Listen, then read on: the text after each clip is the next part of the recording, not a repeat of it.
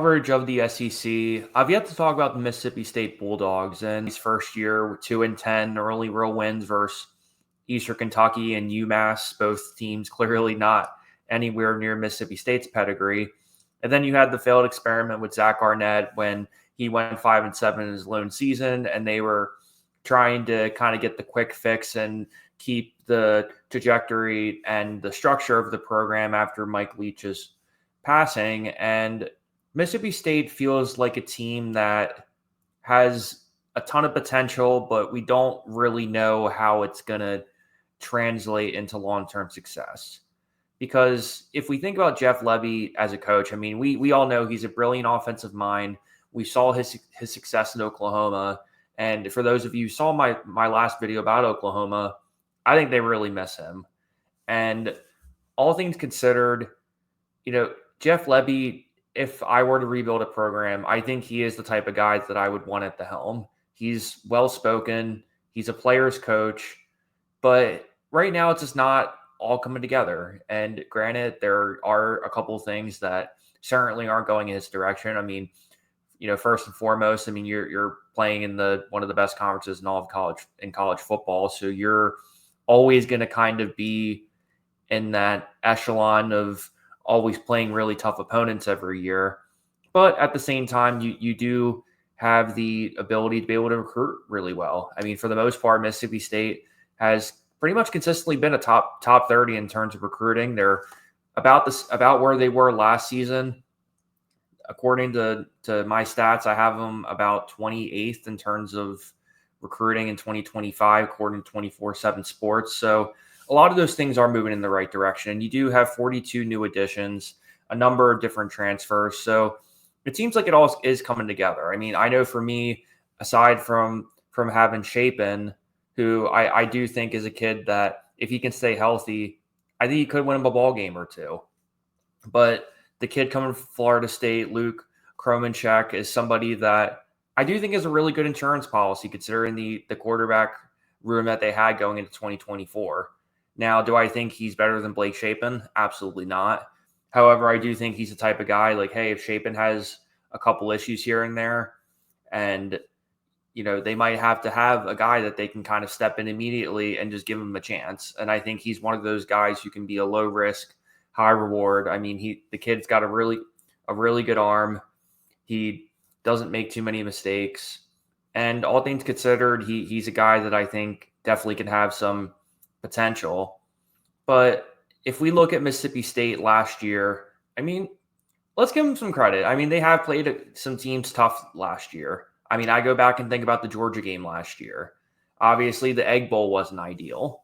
However, it's not like Mississippi State has never been relevant at all. I mean, you go back the past decade or so. I'm not sitting there saying that they won SEC championship games, but the Bulldogs usually are in bowl contention to some degree. I mean, they're for the thing about Starkville is you don't really know what your peak is. I mean, a lot of people could say the peak could be that 6 to 8 win range, but it would be kind of fascinating to see if could they get further. But it seems like for the most part, the administration is behind Jeff Lebby and this football staff. They definitely made a couple tweaks in terms of the defensive staff. For example, they brought in Paul Rhodes, former head coach of Iowa State, who's going to be a defensive analyst and somebody who can definitely help this young staff kind of put things together too. And at least for me, I mean, the two most obvious weaknesses that we can point out were the offensive line and the defensive line. Let's get one thing straight. If Mississippi State has any way to contend this year, this defensive line has to beef up. They got to get some guys with some speed and some guys who can pressure the quarterback, because they were definitely at the bottom of the totem pole in terms of getting sacks last year. And Mississippi State just gave up way too many sacks last year to the point where it was difficult to watch sometimes in terms of their offense ineptitude. However, they have brought in some talent too, so it's not like they're necessarily starting from scratch. It's just, okay, we're going to get to a point where we're actually going to see Jeff Lebby's vision really come together, because this is legitimately his first cycle where we can sit there and assess, okay, where is Jeff Lebby's direction with this program. And for all things considered, I mean, he took this job knowing it was going to be a difficult situation, right? Especially when, you come off having Zach Arnett not working out.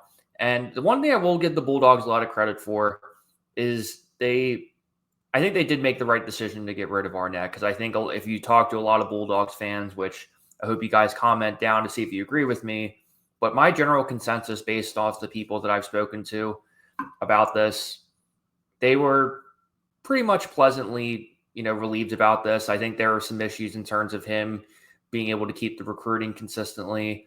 I think there are some questionable game management decisions that kind of really brought everything together. But I do give Mississippi State credit for saying, hey, it was so late into the 2023 offseason that they kind of decided to make a move quick. And, don't get me wrong, Zach Arnett is still a brilliant defensive mind and somebody that I think will get another head coaching job one day. But it just seemed like one of those situations where it was just too much to overcome.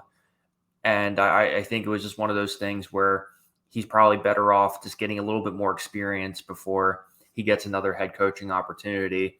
But with that said, I'm looking at this team right now, and I'm looking at their schedule going into it. And, I talked about some of the top recruits in their class. I mean, I think of Tyler Lockhart, linebacker, quarterback, Kamario Taylor, somebody who will probably start off as a third string. And then maybe, during spring ball and spring practice, we might see him get some more reps. So I'd be really intrigued to kind of see how his skill set translates into Jeff Lebby's offense. And also Kyle Johnson, too, I think is going to be an immediate addition for this program, too. And particularly in the secondary, it was one of their better parts of their team last year. However, they are going to be at a point where they're going to play some teams next year who know how to sling it. I mean, I look at and sit there and talk about, for example, Ole Miss in the Egg Bowl. That's always going to be an obvious game. I look at that November 15th game at Missouri. Missouri's always been one of those teams who are well balanced too. However, they're going to miss a couple of their wide receivers that they had last year, particularly Luther Burden, who should be a first-round pick going into the 2025 draft. But I think what's a little bit different, and a reason why I think there is some reason to be more optimistic about Mississippi State than last year, is I look at this beginning of this schedule, and I think there is a realistic way that they can start off 5-0. I mean, that's obviously the most ideal direction that we can go in. But I look at this and say, okay, you're going to play Southern Miss at Southern Miss, which I think could be a tricky game because Charles Huff essentially brought all of Marshall's roster down with them.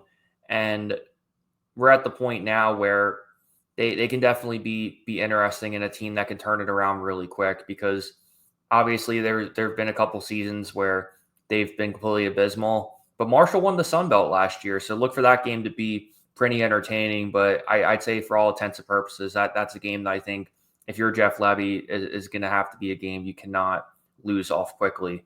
And then Arizona State, although I do think they're one of the better teams in the Big 12, you can't help but think they're going to take at least a little bit of a step back. I mean, granted, obviously you don't have Cam Scatterbo anymore. You do get another season of Sam Levitt. They did bring in a couple receivers and some secondary help that I think is going to help kind of move this team along. But that's a game I'm going to have calendared as well for Mississippi State. And then as I look down, I mean, Alcorn State and Northern Illinois, you're going to have to take care of. But this September 27th matchup versus Tennessee could be really telling in terms of how Mississippi State fares in their SEC play. Because the one thing I will say, aside from ideally trying to make a bowl game, is Mississippi State has to find a way to win an SEC game this year. If they go a second straight season without winning an SEC game, this conversation could be a little bit different. Even if they do go, 3-9 or 2-10, that's going to be the conversation again this year. Is okay, you're going to have to find a way to win an SEC game.